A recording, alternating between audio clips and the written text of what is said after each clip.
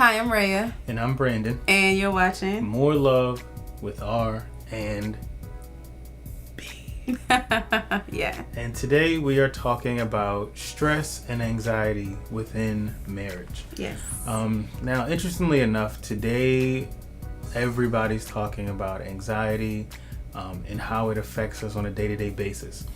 Anybody who deals with stress and anxiety has been dealing with it a lot during this pandemic. And so we just want to talk to you guys real chill today just about how stress and anxiety have been a factor in our marriage, and hopefully just kind of give you guys some insight and encouragement on how you guys can deal with it in yours. So I would say, I think it was about 2017 where I actually had my first, what was diagnosed as a panic attack. Now, I ain't gonna front, I did not know I could have those. I did not know that I would ever be susceptible to that.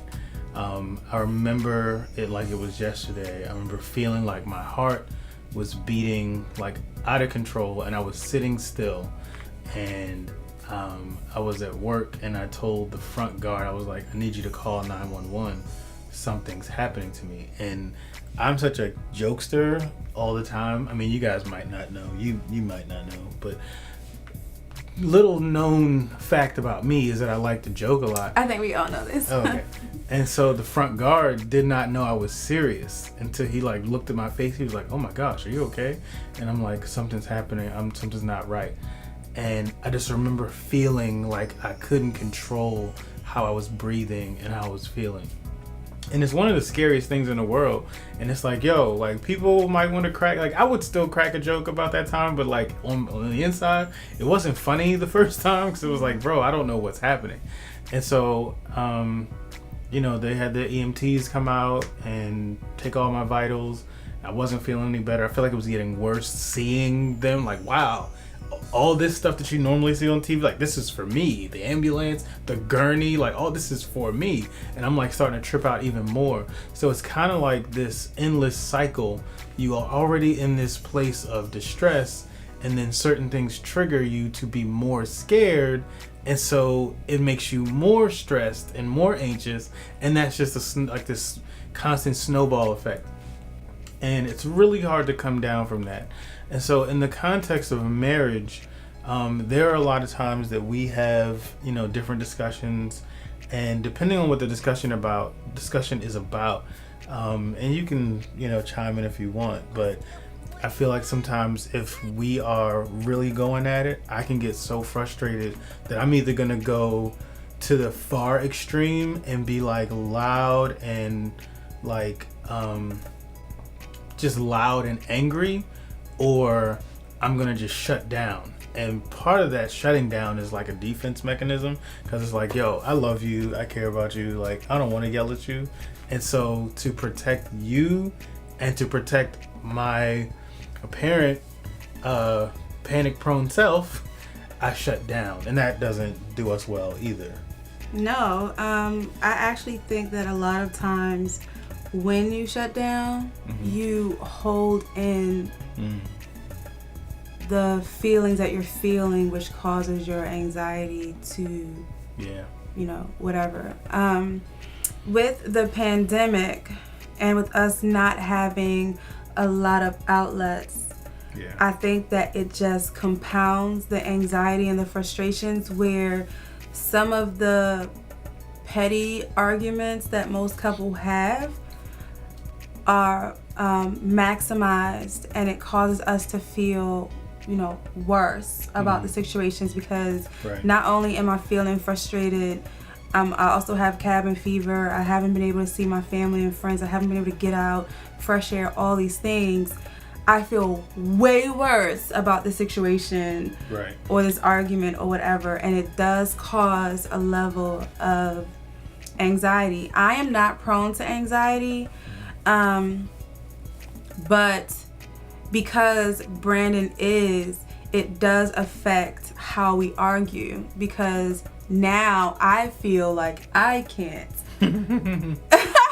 share or express myself in the middle of an argument, because I don't now want Brandon to feel anxious to have anxiety attacks because he feels like we're in this tumultuous space and there's just no outlet to relax or to, whatever. Yeah.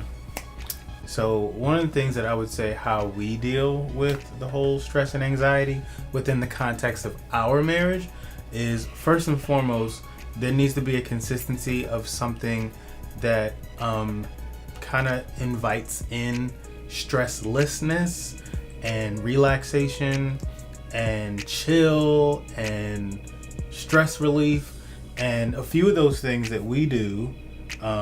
Sex is one. It is. Another thing that I do is I bike ride. And so I bike ride, and then if I can, I like to play basketball. But the idea is to try to find something, because those are three things that when I'm doing those things, I'm not thinking about the pressures of the world or the things that cause me to be anxious. So find something to engulf yourself in where you realize that when you're doing it, you actually mentally let go of the things that bring you stress.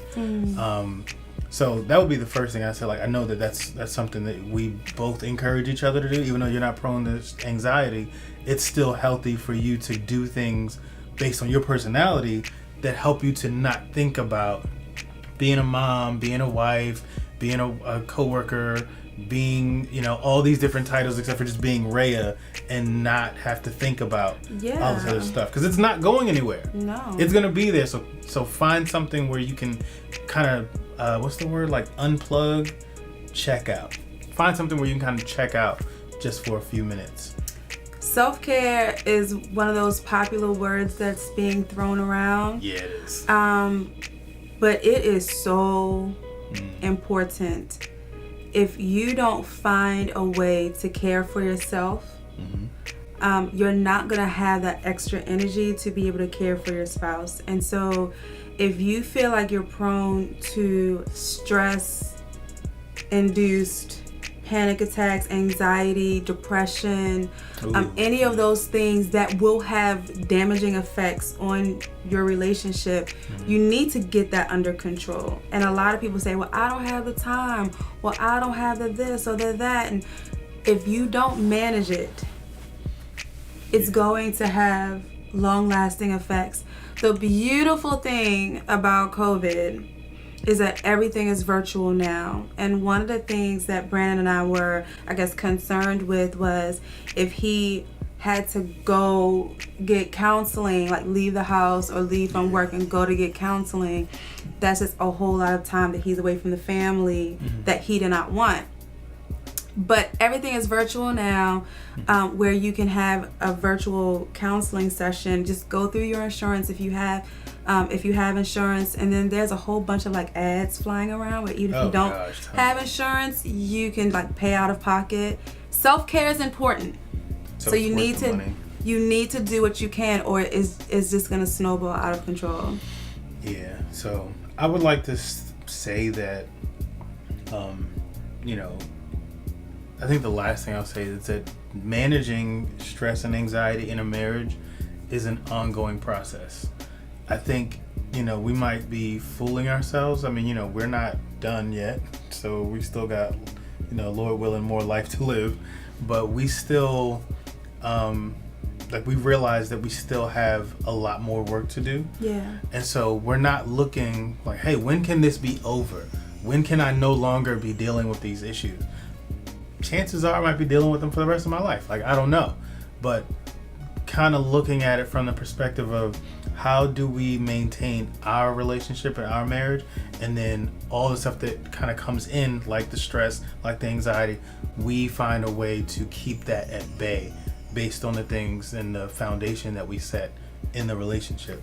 Absolutely. I think that you're fooling yourselves if you think that you're going to have a couple of sessions of counseling, or you're going to play basketball once or twice, and then you're not going to ever have stress. Like, Okay, maybe you're newlywed, and so the stress is adjusting to one another. Okay, now you've adjusted, but now you're pregnant. That's gonna bring on new stresses. Yeah. And then once you get, used to that, then you're gonna have a career. Like whatever it is, you cannot expect for your life to be stress-free. But what you can do, like Brandon was saying, is find your triggers, and then put things in place to manage them. Manage it for yourself, and then how to manage it together with your spouse. Like, what can I do for me, and what can we do together to manage the stress and anxiety that may come up. I think that's so important. Yeah. So we just want to encourage you guys. We just want to tell a little bit about ourselves. We are not perfect by a long shot, but our whole purpose in even starting this channel was to share our experiences with y'all in hopes that, it helps somebody out there. So if it helped you, go down in the comments and say, this helped me. Or leave a thumbs up, hit that thumbs up button. And just let us know if you deal with stress and anxiety, how do you cope with it? What are some tips that you could give to somebody else? Like, we don't always have all the answers. We normally don't have all the answers, so I'll say that.